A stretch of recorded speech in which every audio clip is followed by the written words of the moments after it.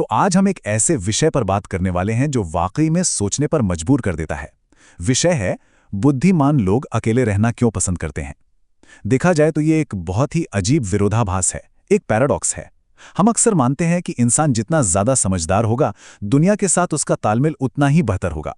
लेकिन असलियत में जैसे जैसे बुद्धिमत्ता यानी इंटेलिजेंस का स्तर बढ़ता है, दुनिया के साथ कनेक्ट करना उतना ही मुश्किल होता चला जाता है। एक तरफ जहां कहा जाता है कि इंसान एक सोशल एनिमल है, वहीं दूसरी ओर कुछ सबसे तेज दिमाग वाले लोग भीड़ से कोसों दूर भागते हैं। तो आखिर माजरा क्या है? अब यहां सबसे अहम सवाल ये उठता है कि आखिर अत्यधिक बुद्धिमान लोगों के लिए ये अकेलापन एक कंफर्ट जोन कैसे बन जाता है। यह किसी रहस्य से कम नहीं है कि कैसे कोई इंसान जो शायद एक समय पर काफी सोशल रहा हो, वो जानबूझकर पूरी तरह से अकेले रहने का विकल्प चुनने लगता है। क्या उन्हें लोगों से नफरत हो जाती है, या फिर इसके पीछे कोई ऐसी गहरी मनोवैज्ञानिक वजह छिपी है जो आमतौर पर हमें दिखाई नहीं देती। चलिए इसे थोड़ा और करीब से समझते हैं। अगर हम इतिहास के पन्ने पलटकर देखें तो ये बात एकदम शीशे की तरह साफ हो जाती है। Nikola Tesla, Isaac Newton, Albert Einstein और लियोनार्डो दा विंची को ही ले लीजिए। इन सभी महान विचारकों में एक बात बिल्कुल कॉमन थी। इन्होंने अपनी क्रिएटिविटी को बढ़ाने के लिए भीड़भाड़ के बजाय गहरे एकांत को चुना। न्यूटन ने प्लेग की महामारी के दौरान जब खुद को पूरी तरह से आइसोलेट कर लिया था, तभी उन्होंने अपने सबसे क्रांतिकारी सिद्धांत दिए। और टेस्ला, उनका तो साफ मानना था कि एकांत रचनात्मकता को मजबूत करता है, इसलिए वो घंटों तक अकेले ही काम किया करते थे।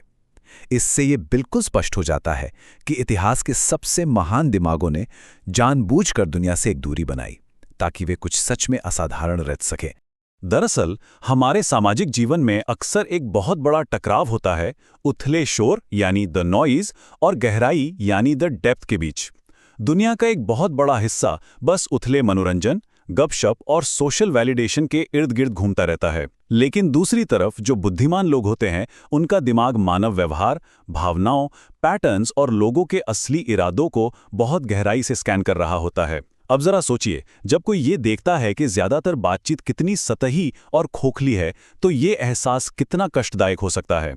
ये महज लोगों से अलग होने की बात नहीं है, बल्कि दुनिया को देखने के नजरिए का एक बुनियादी अंतर है। और दिलचस्प बात यह है कि विज्ञान भी इस बात को पूरी तरह से बैक करता है। ब्रिटिश जर्नल ऑफ साइकोलॉजी में पब्लिश हुई एक बहुत ही कमाल की स्टडी पर गौर करें तो पता चलता है कि अत्यधिक बुद्धिमान लोग जब बार बार लोगों से मिलते जुलते हैं तो उनके जीवन की संतुष्टि का स्तर औसत लोगों की तुलना में बहुत तेजी से नीचे गिर जाता है।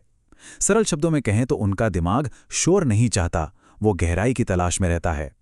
लगातार होने वाले सोशल इंटरैक्शन के बाद वे अक्सर खुद को मानसिक रूप से पूरी तरह थका हुआ पाते हैं, क्योंकि वे एक अर्थपूर्ण और डीप कनेक्शन चाहते हैं, जो कि हमारी रोजमर्रा की बातचीत में बहुत ही दुर्लभ होता है।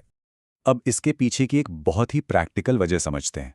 एक अत्यधिक चौकस और ऑब्जर्वेंट दिमाग लोगों के सूक्ष्म व्यवहारों को तुरंत पकड़ लेता है। किसी की झूठी मुस्कान, जबरदस्ती की एनर्जी, बातों में हेर-फेर, छिपी हुई ईर्ष्या या फिर बेवजह ध्यान खींचने वाले नाटक, बुद्धिमान लोग इन सभी सामाजिक मुखौटों के आर-पार बहुत आसानी से देख लेते हैं। ऐसे में लंबे समय तक लोगों के साथ घिरे रहना उनके लिए भावनात्मक रूप से संतुष्ट करने के बजाय पूरी तरह से थका देने वाला अनुभव बन जाता है। सच कहूं तो हर चेहरे के पीछे की असलियत को देख पाना एक वरदान भी है और अपने आप में एक बहुत भारी बोझ भी। इस पर महान दार्शनिक आर्थर शोपेनहावर की एक बहुत ही सटीक बात याद आती है। उन्होंने कहा था, महान दिमाग चील की तरह होते हैं और अपना घोंसला एकांत में बनाते हैं। यहाँ ये समझना बहुत ज़रूरी है कि बुद्धिमान लोग अपना सामाजिक दायरा इसलिए छोटा नहीं करते क्योंकि उनमें कोई घमंड या सुपीरियॉरिटी कॉम्प्लेक्स है। बिल्कुल नहीं, वे ऐसा इसलिए करते हैं ताकि वो भावनात्मक रूप से खुद को सुरक्षित रख सकें। वे अच्छी तरह जानते हैं कि हर किसी को उनकी मेंटल एनर्जी तक पहुंचने का अधिकार नहीं होना चाहिए। ये खुद को बचाने का, अपने पीस ऑफ माइंड को प्रोटेक्ट करने का एक बेहद ज़रूरी तरीका है। आजकल के इस मॉडर्न समाज को ही देख लीजिए। हम पर लगातार ध्यान भटकाने वाली चीज़ों का हमला होता रहता है। फ़ोन के नोटिफिकेशन, सोशल मीडिया की अनथीन फीड और चारों तरफ का शोर। ज़्यादातर लोग अकेले होने से, उस शांति और सन्नाटे से डरते हैं। लेकिन जो असल में बुद्धिमान लोग हैं, वो ये बात बहुत अच्छे से जानते हैं कि जब बाहरी शोर पूरी तरह खत्म हो जाता है, तभी दिमाग अपने सबसे गहरे और शानदार विचार उत्पन्न करता है। उनके लिए मौन कोई खालीपन या सूनापन नहीं है, बल्कि ये उनकी असली ताकत है।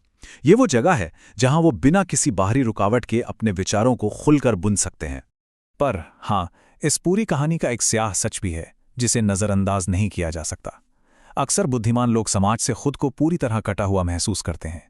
ऐसा इसलिए नहीं है कि वे खुद को दूसरों से श्रेष्ठ मानते हैं, बल्कि इसलिए क्योंकि वे दुनिया को बिल्कुल ही अलग चश्मे से देखते हैं। उनकी रुचियां अलग होती हैं, उनका हास्य या ह्यूमर अलग होता है, और उनकी भावनात्मक गहराई बिल्कुल अलग स्तर की होती है। ये ऐसा है जैसे आप किसी और ही फ्रीक्वेंसी पर ट्यून इन हैं। यही वजह है कि वे अक्सर महसूस करते हैं कि कोई उन्हें वास्तव में समझ ही नहीं पा रहा है। ये एक ऐसा अजीब अकेलापन है जो भरी भीड़ के बीच भी महसूस होता है। अल्बर्ट आइंस्टाइन के एक बेहद खूबसूरत कोट से ये सफ़र और भी स्पष्ट हो जाता है। उन्होंने कहा था, मैं उस एकांत में रहता हूं जो युवाओं में दर्दनाक है लेकिन परिपक्वता में स्वादिष्ट है। ये बात बहुत ही शानदार तरीके से समझाती है कि कैसे ये अलगाव, जो शुरुआत में यानी जवानी के दिनों में एक संघर्ष या गहरे दर्द जैसा लग सकता है, वही बाद में जब इंसान मैच्योर होता है तो एक बेहद सुखद, फायदेमंद और शांतिपूर्ण अनुभव में बदल जाता है। अकेलेपन से डरना बंद करके उसे गले लगाना वाकई एक बहुत बड़ा और सकारात्मक बदलाव है।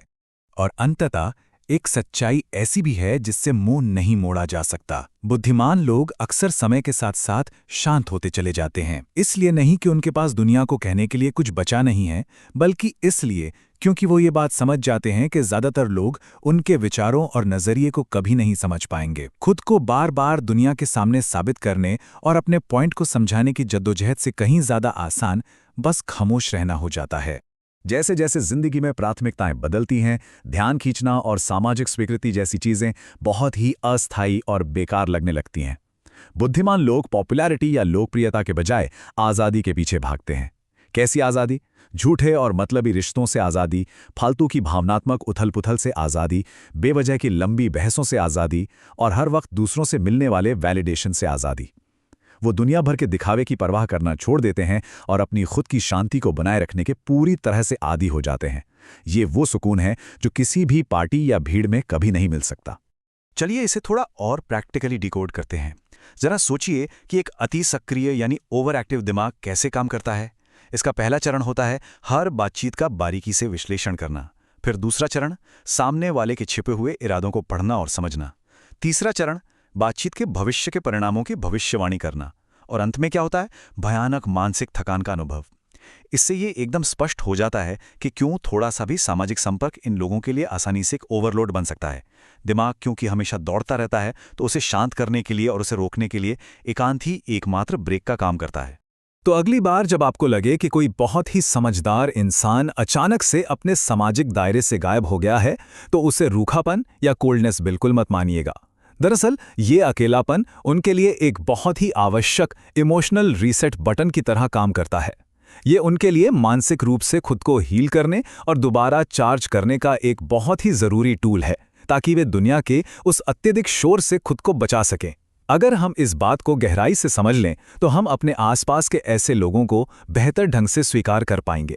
और शायद ये हमें ये भी सिखाता है कि कभी-कभी हम सभी को उस खामोशी की सख्त ज़रूरत होती है।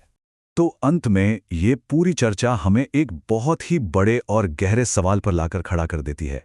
क्या सबसे चतुर दिमाग महज शांत पर्यवेक्षक यानी साइलेंट ऑब्जर्वर्स हैं, जो इस दुनिया को कुछ ज्यादा ही अच्छी तरह से समझ चुके हैं?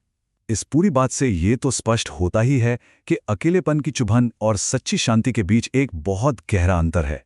ये महज शारीरिक दूरी नहीं है, बल्कि अपनी मेंटल हेल्थ और खुद को बचाने की एक बहुत ही पावरफुल मनोवैज्ञानिक समझ है। दुनिया की सच्चाई को इतनी बारीकी से समझ लेने के बाद शायद कभी-कभी खामोशी और गहरी शांति ही दुनिया का सबसे बेहतरीन जवाब होती है। इस विचार पर थोड़ा गौर जरूर कीजिएगा।